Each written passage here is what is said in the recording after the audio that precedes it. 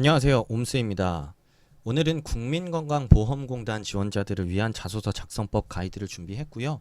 지금 6급 채용이 진행 중인데 접수 마감은 27일까지입니다. 아직 시간이 많이 있고요. 그리고 행정직, 건강직, 요양직, 전산직으로 나눠서 채용을 하는데 지원하는 직군 잘 확인하셔가지고요. 그 관련된 경험이나 경력, 이력사항 얘기할 때 좀 참고를 하실 수 있도록 확인 한번 해보시면 좋을 것 같습니다.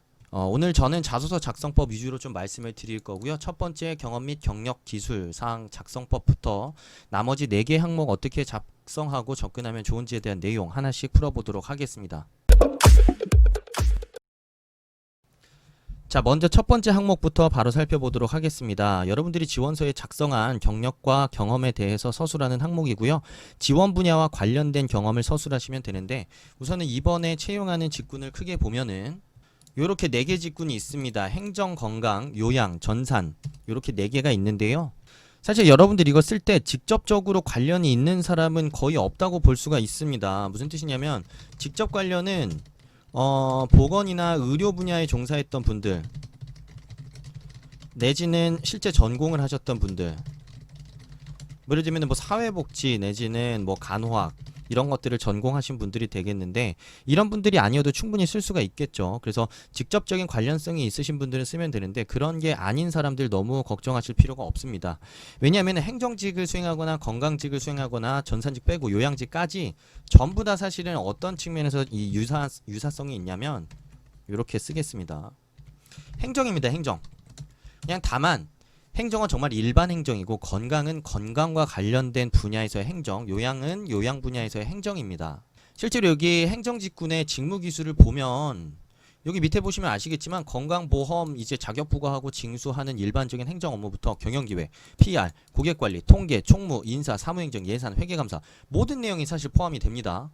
자, 건강직군으로 넘어와도 사실은 상황이 크게 다르지는 않습니다. 뭐 물론 이 아까 말씀드렸던 대로 간호 관련된 전공이나 아니면 이런 방사선, 임상병리 이런 관련된 전공이나 자격이 있으신 분들은 어차피 상관이 없는데 없다고 하더라도 요 밑에 보시면 아시겠지만 건강 사업 분야 내에서 경영기획, PR, 고객관리, 통계, 인사, 사무행정 결국에 똑같습니다. 요양직 마찬가지입니다. 사실 어떻게 보면 관련된 자격증이 있다면 좋을 거고 그런 게 아니라고 해도 충분히 뭐 경영학 전공, 경제학 전공, 통계학 전공 아니면 어떤 사회학 전공 어떤 전공에서든 여러분들이 할 수 있는 얘기가 있기 때문에 우선은 저는 여러분들한테 직접적인 관련성이 있으신 분들은 그냥 쓰면 되는데 직접적 관련이 없는 분들은 행정력 으로 접근을 하시면 됩니다. 행정력이라고 한다면 문제 해결력이 될 수도 있고요. 협업력이 될 수도 있고 뭐 커뮤니케이션이 될 수도 있고 아니면 주체적으로 문제를 책임감 있게 수행하는 그런 역량이 될 수도 있습니다. 그렇기 때문에 그냥 일반 어떤 경험을 갖고 행정, 건강, 요양직 지원하시는 분들 같은 경우에는 직접적 관련성 없다고 너무 의기소침해하지 마시고요. 여러분들이 지원서상에 작성했던 산학, 팀 프로젝트, 연구, 동아리, 동호회 중에서 어떤 타인을 위한 문제 해결 내지는 어떤 특정 문제 상황에서 문제를 좀 더 효과적이고 효율적으로 해결하기 위해서 고민하고 노력했던 과정과 행동들 또는 통계적이거나 분석적인 역량도 좋고 경영이나 경제학적인 관점에서 여러분들이 배웠던 분석 기법이나 시장의 흐름을 읽을 수 있는 능력 아니면 그냥 일반 행정을 처리하는 데 필요한 어떤 기본적인 단위의 계약 직군에서 수행했던 일반 행정 업무들 이런 것들까지도 얼마든지 써볼 수 있습니다. 그렇기 때문에 너무 쫄지 않으셨으면 좋겠고요. 전산직은 아무래도 이제 IT 직군에 해당하기 때문에 관련된 유사성이 있는 경험들 중심으로 작성을 해보시면 좋을 것 같습니다. 자, 그리고 작성 시에 이제 2000바이트 이내로 작성을 하셔야 되는데 뭐 일일이 사실은 에피소드 형태로 쓰다 보면은 많은 것들을 좀 쓰기가 어렵습니다. 그리고 여기서 가이드를 준 게 지원 분야와 관련된 경험들 중에서 수행한 업무 중심으로 기술을 해달라고 했습니다. 그러니까 여러분들 거기서 뭘 느꼈다 뭐 이런 얘기보다는 어디 기관에서 어떤 팀에서 어떤 업무를 맡았다. 자, 그 업무 과정에서 어떤 식으로 업무를 수행했고 어떤 프로젝트에 참여했고 어떻게 기여했다. 라는 식으로 여러분들이 굉장히 드라이하게 어디서 무엇을 수행했는지를 중심으로 이력상에 기술했던 내용들을 다 하나씩 이렇게 전체적으로 적어 보시는 것도 저는 괜찮은 접근이라고 생각을 합니다. 사실 이 경험 및 경력 기술서라고 되어 있는데 정말 여러분들이 업무 수행에 필요한 그런 이 관련된 경험이나 지식이 있는지를 보고자 하는 항목이기 때문에 막 굳이 막 에피소드 형태로 막 뒤에서 나오는 어떤 상황에서 어떤 생각으로 포기하지 않고 접근하려고 했고 그런 접근의 끝없는 과정을 통해서 결국에 문제를 해결해냈다라는 식의 그런 에피소드형 자소서를 쓰는 것보다는 오히려 이런 형태로 쓰는 게 여러분들이 갖고 있는 직무 경험, 직무 역량 아니면 행정력 이런 것들을 판단하기에 훨씬 용이하다라는 생각을 해보시면 어떻게 쓰는 게 조금 더 유리할지 여러분들이 쉽게 판단하실 수 있을 거라고 생각이 듭니다. 자, 밑으로 내려가서 자기소개 항목 하나씩 또 살펴보도록 하겠습니다. 자, 첫 번째, 상대가 수용할 수 없는 요구를 할 때 여러분들이 잘 대처했던 경험에 대해 얘기해 달라고 합니다. 제가 항상 얘기하지만 경험을 중심으로 찾아보세요. 무슨 뜻이냐면 내가 항상 생각하던 대로 단체 활동의 협업은 그거지 이렇게 접근하지 마시고 그냥 여러분들이 경험 하나하나를 들여다보는 겁니다. 자, 예를 들면 인턴 과정, 뭐 동아리 과정, 뭐 학회, 뭐 과 활동, 뭐 기타 등등. 자, 그 안에서 어떤 의견의 대립, 대치, 반목이 있었던 상황을 그냥 떠올리시면 됩니다. 왜냐면 그렇게 의견이 뭔가 일치하지 않았다라는 것 자체가 상대방이 원하는 무언가가 있었다라는 거고 그 상대방과 내가 원하는 바가 다를 때 내가 상대방을 어떻게 설득했는지에 대한 그 구체적인 상황을 있는 그대로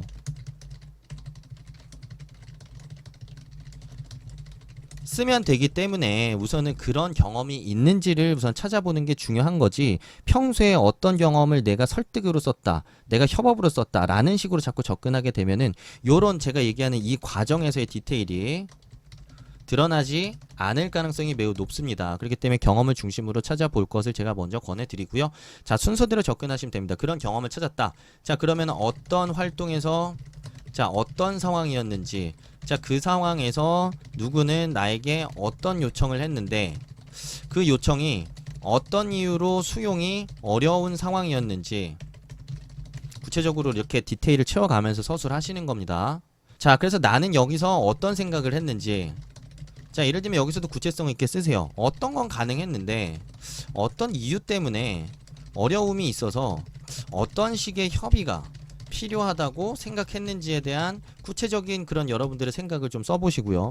그래서 그런 어떤 생각을 토대로 어떻게 대화 내지는 협상 조정을 이뤄 나가고자 했는지 그 구체적인 과정에 대해서 여러분들이 써주신 다음에 이를 통해서 협의된 결과를 써주시면 되겠습니다. 근데 여기서 이제 좀 잊지 않아야 될 게 여러분들이 여기서 의사소통 방식을 좀 잘 드러내야 되는데 이 구체적인 과정에서 어떤 형태의 소통, 어떤 형태의 접근이 있었는지를 좀 구체적으로 한 번 더 도드라지게 써보면 좋겠습니다. 뭐 그래서 이제 사실 요 사례가 사실 저도 마음에 들지 않지만 뭐 대표적인 사례가 그런 거죠. 뭐 구체적인 수치와 근거를 기반으로 설득하고자 했다.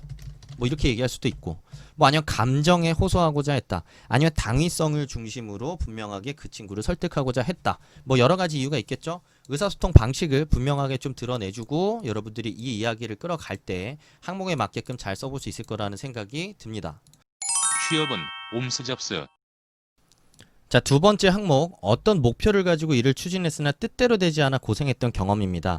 그러니까 이제 여러분들이 예기치 못한 사고로 인해 어려움을 겪었고 그리고 헤쳐나갔던 경험이라고 생각을 하시면 되고요.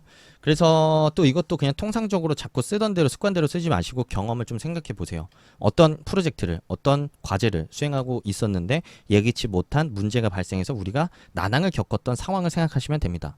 자, 그런 상황을 찾았다라고 가정을 하고 자, 어떤 활동이었는지 자, 어떤 상황이었는지 자, 그런데 갑자기 어떤 문제가 발생했는지 자, 이걸 구체적으로 써주는 게 중요하겠죠. 이 상황을 구체적으로 잡아주시고요. 자, 여기서 포인트가 있습니다. 나는 이 문제의 핵심이 뭐라고 생각했는지 자, 어떻게 풀어가야만 한다고 생각했는지 요거를 여러분들이 구체적으로 드러내주는 게 굉장히 중요합니다.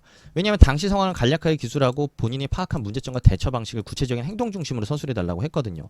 그렇기 때문에 여기서 문제인식이 분명하게 좀 드러날 필요가 있고요. 그래서 나는 어떻게 하나씩 풀어가기로 했다. 자, 그래서 어떤 행동을 했다. 라는 구체적인 행동이 과정이 좀 나와야겠죠. 이 구체적인 행동은 한 40-50% 비중을 쓰셔야 돼요. 사실은 문제인식도 중요하지만 어떻게 헤쳐나갔는지 어떤 행동을 했는지를 통해서 문제가 해결되는 거기 때문에 그 부분이 굉장히 중요한 포인트거든요. 자, 그리고 나서 결과는 알아서 좀 잘 도출이 될 겁니다. 이런 식으로 접근을 해주시면 좀 좋지 않을까 생각이 듭니다. 자, 세 번째 항목입니다.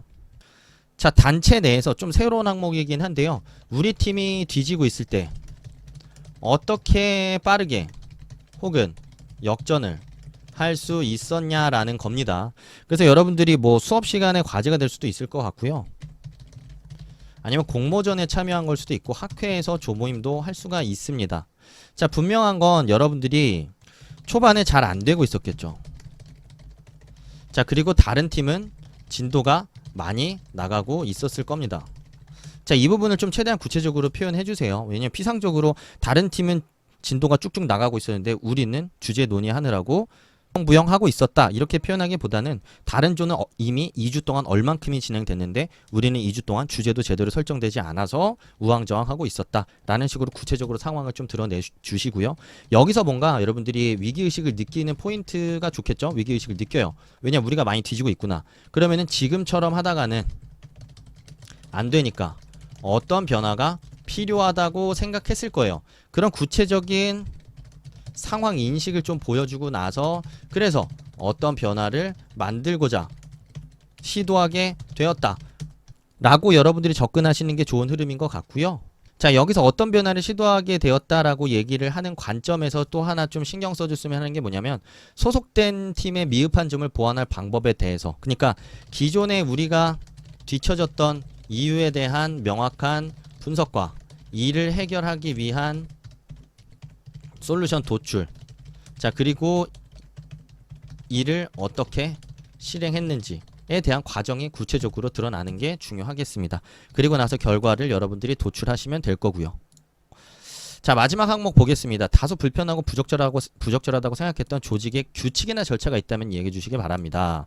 상황을 간략히 얘기하고 어떤 점에서 그렇게 생각했으며 어떻게 행동했는지 구체적으로 서술해 주시기 바랍니다. 자, 먼저 이걸 물어보는 이유에 대해서 생각을 해볼까요? 우리가 조직 활동이나 단체 생활을 하다 보면은 규칙이나 규율이 있습니다. 왜냐면 단체이기 때문에 나만의 방식으로 행동을 하게 되면 전체에 피해를 줄 수가 있죠. 자, 그런데 이제 과거부터 그냥 너무 관습적으로 이어져 오던 방식이나 규칙이 장애가 되는 경우도 있어요. 있고, 그리고 때로는 우리가 어떤 분명한 목적과 취지를 갖고 도입했는데 규칙이 갑자기 또 장애가 되는 경우가 있겠죠. 자, 이런 여러분들이 문제인식에 대해서 쓴다라고 생각을 하시면 됩니다. 자, 그래서 어떤 단체였는지 어떤 규율이 나는 갑자기 왜 문제가 된다고 생각했는지, 자, 아까 얘기했던 대로 이런 관점에서 좀 접근을 해주시면 되겠죠. 그러니까 이런 규칙의 필요성은 인정하지만 이런 목적과 취지 그리고 이런 기존의 방식이 어떤 점에서 굉장히 비효율적이라고 생각했는지에 대한 그런 여러분들의 생각을 도출해 주시고요. 그래서 어떤 변화 개선이 필요하다고 생각했고 이걸 위해선 어떤 행동이 필요하다고 생각했는지, 자, 그래서 뭐 예를 들면은 그런 행동을 구체적으로 써주면 되겠죠. 뭐 예를 들면은 정모에서 발제를 했다거나 뭐 아니면 내가 회장으로서 어떻게 좀 더 합리적으로 모두의 동의를 얻어가면서 개선을 해 나갔는가. 뭐 하물며 이게 뭐 결과적으로는 바뀌지 못했다고 하더라도 여러분들이 가지고 있던 어떤 문제의 인식을 갖고 어떻게 거기에다가 의문을 제기했으며 어떤 생각을 개진했는지 그 자체가 되게 중요한 포인트거든요. 그래서 꼭 뭔가 개선하거나 바꾸지 않았다고 하더라도 어떤 규율, 어떤 규칙, 어떤 기준에 대해서 어떤 생각을 갖게 됐고 그런 부분을 나는 어떻게 표출하고자 했다, 어떤 식으로 계속해서 다른 사람들에게 설득의 논리를 제시했다라는 자체만이라도 좋으니까 그런 부분들 좀 생각해서 제시해보면 좋을 것 같습니다. 자, 국민건강보험공단 지원하시는 분들을 위한 자소서 작성법 가이드는 여기까지 마무리하도록 하겠고요. 도움이 되셨다면 좋아요 꼭 부탁드리고, 여기까지 스펙을 뛰어넘는 자소서 안 읽어보신 분들이 있다면 꼭 읽으셔가지고 자소서의 퀄리티 높여보시길 바라겠습니다. 오늘 영상 여기까지 하겠습니다. 감사합니다.